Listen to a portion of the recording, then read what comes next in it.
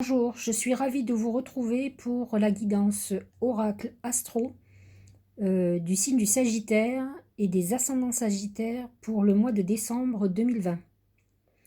Alors, comme à l'accoutumée, je vous présente l'oracle qui va symboliser votre mois. Ce sont les chemins. Alors, il faut savoir que lorsque le soleil entre en Sagittaire, ça signifie que juste avant lui, le soleil était dans sa maison 12 et donc dans le signe du Scorpion pour ce qui concerne les Sagittaires.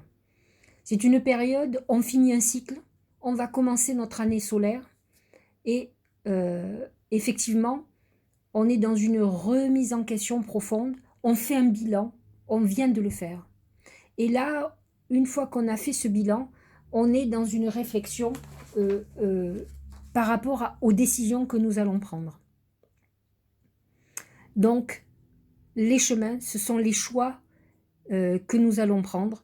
Ça peut être une phase d'hésitation, de doute. Il ne faut pas oublier que Neptune en Poisson amène beaucoup de troubles par rapport à ce que l'on veut et ce que l'on va pouvoir faire. Mais en attendant, on est dans cette phase de choix. Donc, je vais regarder les autres oracles et les messages des astres pour pouvoir étayer le message que nous avons aujourd'hui. Au niveau professionnel, c'est le dragon. Alors, le dragon, il peut parfois représenter le Sagittaire parce que les Sagittaires et ascendants Sagittaires ont ce caractère d'autorité quand même qu'on peut retrouver chez le dragon. De plus, le dragon est un signe de feu, comme le Sagittaire. Donc, certainement, notre Sagittaire qui est Alexandre le Bienheureux, on va dire, qui aime s'amuser, qui aime bien vivre, va quand même se teinter d'une énergie beaucoup plus dure qu'il peut avoir, qui fait partie de sa personnalité, de rigueur, euh, de non-souplesse. Hein. Ce sont des gens qui peuvent avoir, d'abord ce sont souvent des sportifs, donc ils ont cette rigueur par exemple des sportifs, qui va complètement à l'encontre de leur côté fêtard, qui peuvent faire des excès de toutes sortes parce qu'ils ont envie de s'amuser. Donc là, on est dans une phase un peu plus difficile qui correspond plus à des Sagittaires qui ont une consonance importante de Capricorne dans leur thème astral. Et là, on nous dit quoi? C'est la sévérité, c'est la restriction du Capricorne. On va être limité. Donc dans tout ce qui est financier et professionnel.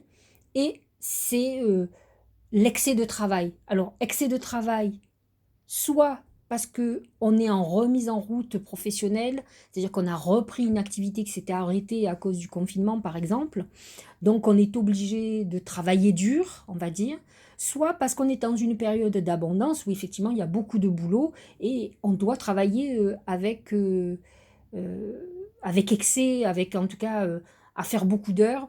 Mais par contre, ça amène des rentrées financières beaucoup plus importantes.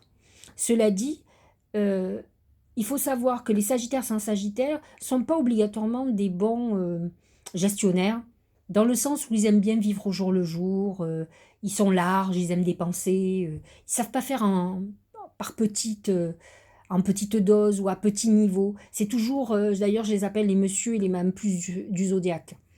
Donc on est dans une phase où là, on nous demande et on va être obligé de restreindre. C'est-à-dire d'enlever justement ce superflu qu'on adore. C'est-à-dire on va être beaucoup moins dans le plaisir. Donc on va être obligé de fermer les robinets et de trancher, de faire des économies. On est dans cette phase de dureté qui ne nous plaît pas puisque le Sagittaire a un côté désordonné, expansif, large. Il est dans la largesse. Et là, on ne peut plus. Donc, il faut savoir quand même qu'il va y avoir des restrictions d'ordre financier, soit pour payer des dettes, soit parce qu'on est obligé pour pouvoir tenir. Et donc, on est obligé de devenir un bon gestionnaire, de faire attention à l'argent, de calculer. C'est quelque chose que le Sagittaire n'aime pas, mais il va avoir l'obligation de le faire. Et cette obligation de travail, de remise en route d'activité, on n'est plus dans une période d'oisiveté, on est vraiment dans l'acharnement professionnel, on met de l'énergie et de l'enthousiasme à l'activité professionnelle. Alors, il faut savoir quand même que vous avez le stellium de planète en Capricorne qui amène euh, cette maison 2 qui est la maison du travail et de l'argent, qui est très aspectée. Donc, il faut savoir quand même que les Sagittaires et ascendants Sagittaires réussiront à faire ces choix difficiles de restriction et auront la possibilité de prendre les bonnes décisions. C'est ce qui ressort. D'un autre côté, Mercure va quitter le Scorpion et rentre en Sagittaire le 2 décembre et va permettre euh, d'être un petit peu plus optimiste et de sentir que les choses commencent à se concrétiser, ne serait-ce que professionnellement. En tout cas, on a un mental de gagnant. Donc, on a accepté, ou en tout cas, on sait qu'on n'a pas le choix de passer par cette phase-là, mais en tout cas, on est déterminé à la tâche. Au niveau sentimental, c'est la croix. Alors, il faut savoir que Vénus est en Scorpion jusqu'au 15 décembre.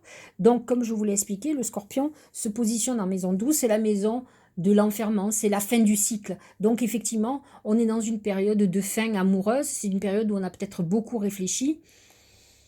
Avec une pleine lune aujourd'hui dans l'axe Sagittaire Gémeaux qui fait l'axe 1-7, qui correspond au couple, il peut y avoir des réflexions, une tromperie révélée par exemple. Vénus en Scorpion amène les histoires cachées, surtout en maison 12. Mais en tout cas, on arrive à une fin d'époque et une fin d'histoire. On finit. On est peut-être aussi dans une période de longue rupture. Et en fait, ça y est, on a fait le deuil, on finit.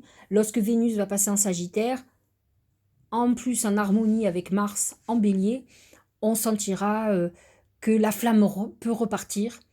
Pour le moment, on est plutôt dans un vide affectif ou une période de deuil sentimental qui est très important. Il peut y avoir eu à la fois trahison, désillusion, déception. Hein, je le redis, il y a Neptune en Poisson qui s'harmonise avec Vénus en Scorpion, qui peut amener à la fois des histoires très passionnelles et romantiques, mais aussi à la fois des histoires très chargées de désillusion et de déception. Au niveau de la santé, il faut savoir que la bouche représente tout ce qui sort de notre bouche. Donc les mots, on est justement dans cette pleine lune qui touche la parole, les mots. Les Sagittaires sont des excessifs. Ils peuvent être très colériques. Donc attention aux excès de colère. Il faut savoir qu'avec le dragon, la mort et la bouche, on peut imaginer qu'il va y avoir une phase un peu difficile dans le relationnel, que ça soit amoureusement, que ça soit amicalement. Il est possible qu'il y ait des clôtures d'histoire où on dise ce qu'on a à dire, assez sans filtre, hein, parce que ce sont des impulsifs. Donc, attention aux éclats qui vont se passer. Ça peut être cette phase de choix qu'on a fait, on a réfléchi. C'est une période effectivement où il faut couper avec les personnes qui ne nous apportent rien ou qui nous font du mal, qui nous ont trahis.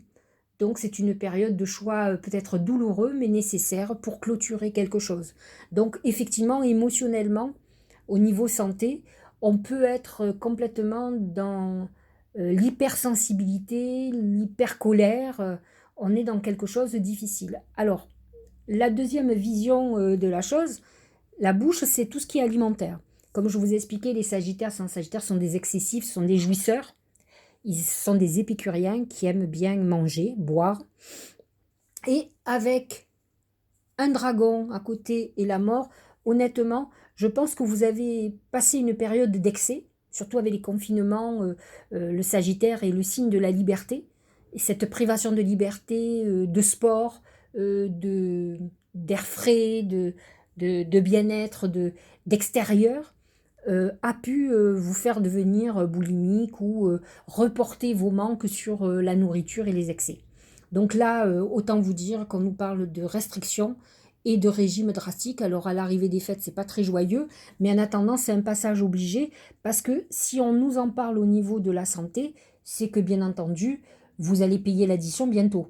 Donc autant anticiper et faire le nécessaire. Plus de sport, vous êtes un signe plutôt sportif, pas tous, mais c'est un signe énergique, donc il peut mettre son énergie à autre chose qu'à manger ou à faire des excès ou à faire la fête. De toute façon, vous l'avez compris, avec le dragon, on est dans une restriction des plaisirs. De toute façon, on le voit au niveau national et international. On est dans une privation de plaisir. Donc, effectivement, ceux qui sont le plus impactés, ce sont ces sagittaires et ascendants sagittaires et qui aiment avant tout le plaisir et qui ne font les choses que par plaisir. Au niveau du Tao, c'est la détermination. Alors, cette détermination, c'est quoi? Résolution. C'est ce qu'on était en train de dire. On est à la croisée des chemins. On doit prendre des décisions et se résoudre certainement à ces restrictions, comme je vous l'ai dit, à clôturer des choses, à se libérer des gens qui nous ont fait du mal ou qui nous font du mal. Fermeté intérieure, donc vous voyez, ce côté dragon correspond bien à la détermination. On arrive à avoir cette force, cette puissance de décision. Il faut savoir quand même que les Sagittaires ne sont pas drastiques avec eux-mêmes. Et là, il va falloir qu'ils aient cette fermeté pour avancer, pour changer les choses. On veut clôturer tout ce qui ne va pas dans notre vie. Et on va être obligé de passer par cette période un peu de désert ou de restriction, de limitation à ce que l'on aime, mais pour notre bien entendu. Absence de compromis, concentration inébranlable, mise à l'épreuve du caractère, intégrité, examen de conscience, ça correspond à tout ce que je vous expliquais dans les choix et avec le dragon, où on est dans cette période-là très importante, où on va être obligé de faire des choix qui ne nous font pas obligatoirement plaisir, mais qui sont nécessaires. Alors il faut savoir quand même qu'à un moment donné, notre Saturne, ce mois-ci, ce mois de décembre plutôt, va passer en Verseau, et Jupiter aussi. Donc, là, on perd cette connotation comment dirais-je, de restriction, puisque le Verseau représente le deuxième signe de liberté. C'est la liberté de penser, liberté d'agir. On est en train de modifier, parce que de toute façon, même si on est dans cette restriction, on va le faire. Et pour le Sagittaire, Saturne et Jupiter vont s'installer dans la maison 3, qui est la maison fondamentalement du Gémeaux, qui est le signe opposé du Sagittaire. Donc c'est une maison qu'il connaît bien, c'est la maison où on apprend de nos expériences. Donc on est dans cette phase où on va se modeler et on est déterminé à éliminer tout ce qui ne va pas dans notre vie pour retrouver cette liberté chérie, parce que c'est un passage obligé. Alors que nous dit les portes de l'intuition? C'est la famille. Appuyez-vous sur vos acquis et vous ferez la paix avec votre histoire. C'est un peu ce que nous dit cette pleine lune. On est justement dans une révision de notre passé, de ce que l'on a vécu, de notre histoire avec notre famille. Alors il faut savoir qu'en maison 4, nous avons Neptune, qui est installé en Poisson, et qui a amené certainement une bonne dose, à un moment donné, là, de révélation sur des jalousies, des complots, des choses pas claires, qui font qu'on a besoin de réfléchir à ce passé, parce qu'on se prépare à un nouvel avenir, donc on ne doit pas se tromper. Et effectivement, les Sagittaires sans Sagittaires sont vraiment dans cette époque-là, où ils doivent préparer un avenir, les 10, 15, 20 prochaines années de leur vie. Donc c'est un passage très important. Là, pour certains, le soleil passe sur l'ascendant et d'autres, le soleil passe sur leur soleil. Donc c'est une période où on remet en lumière nos intentions et nos envies, nos désirs pour les années à venir, d'autant plus que nous sommes en éclipse lunaire, donc c'est important. Il va y en avoir 2 autres, donc ce sont des passages importants. Ce mois de décembre est un mois crucial pour bien préparer l'année 2021 et 2022 d'ailleurs. Alors, le deuxième oracle de l'intuition, c'est le rêve. Connexion avec soi et son esprit par les rêves, croire au pouvoir des rêves, guidance et direction. Eh bien, il faut savoir quand même que le Sagittaire, Jean Sagittaire, a un potentiel très important sur la spiritualité. C'est un signe de la philosophie, de la religion, et qui a un côté intuitif. Il est visionnaire. Et lorsqu'il arrive à se projeter dans l'avenir, il peut avancer. Donc on voit qu'on est dans cette phase-là, on est en train de nous dire que effectivement, euh, on clôture, mais il est temps de nous remettre à nos rêves, de retrouver cette flamme, parce que c'est ça, le Sagittaire, c'est un animal qui part au galop lorsqu'il a trouvé cette flamme. Il est un flambeau à la main, et il a besoin de cette motivation, de cet enthousiasme au projet. Donc on n'est pas tout à fait encore dans cette phase-là, là on est en train de mûrir nos projets, nos rêves, et ensuite nous pourrons avancer. On a un passage nécessaire là, euh, comme je vous ai expliqué, de restriction, qui va s'alléger au fur et à mesure que les planètes en Capricorne vont partir, que Vénus va rentrer en Sagittaire, que Mercure rentre en Sagittaire. Au plus, ce feu, comment dirais-je, euh, constructeur et non destructeur, va rentrer dans le ciel, au plus le Sagittaire va être enclin à avancer et à construire un nouvel avenir. Nous allons clôturer avec l'oracle de Gaïa qui nous parle d'intuition, encore une fois, les murmures silencieux du cœur. Effectivement, c'est un peu ce que je vous dis. En fait, on a l'impression qu'avec le dragon, on a perdu un peu cette flamme. Les Sagittaires sans Sagittaire ont perdu cet enthousiasme. Peut-être que vos rêves ne sont pas encore très clairs. Donc effectivement, reconnectez-vous à votre intuition, vous en avez une certaine. Écoutez votre cœur parce que c'est vrai que le Sagittaire, moi personnellement j'ai un ascendant Sagittaire et je l'ai vécu. Euh, Lorsque j'ai quelque chose qui me passionne et que je le ressens profondément à l'intérieur, j'ai cette flamme qui m'anime et qui fait que je sens que c'est ça qu'il faut que je fasse. Alors, c'est une vraie différence entre mon désir et l'intuition, parce qu'il faut faire très attention à nos désirs. On peut avoir un désir très fort et se tromper. Là, c'est différent. On vous dit que vous devez laisser votre esprit naviguer et il s'arrêtera sur la bonne intuition de ce que vous devez faire. Et ça, le Sagittaire en est complètement capable. En attendant, vous devez accepter de passer par cette période un peu difficile où vous seul pouvez prendre la décision de repartir sur des bonnes bases, de vous restreindre et de ne plus vous laisser aller un peu ballotté par les énergies. Il faut que vous repreniez votre vie en main et la maîtrise de ce que vous êtes capable de faire.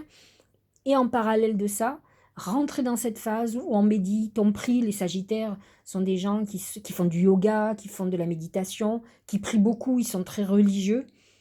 Reconnectez-vous. Aujourd'hui est un jour important où les messages en plus peuvent être entendus. Hein, donc le 30 novembre est important. Et dans le 14 décembre, ça sera la nouvelle lune en Sagittaire. Donc c'est votre période pour pouvoir vous reconnecter et entendre les messages pour ne pas vous tromper de chemin. Voilà. Voilà le passage obligé du mois de décembre. Ce n'est pas du tout mauvais. On est dans une phase de renouveau où on va construire une nouvelle vie. Je vous dis à très bientôt, à la fin du mois. Nous allons clôturer 2020, qui fut une année particulière, pas vraiment difficile, mais particulière, chargée d'apprentissage, justement. Et je vous retrouve pour l'année 2022 pour les prédictions de l'année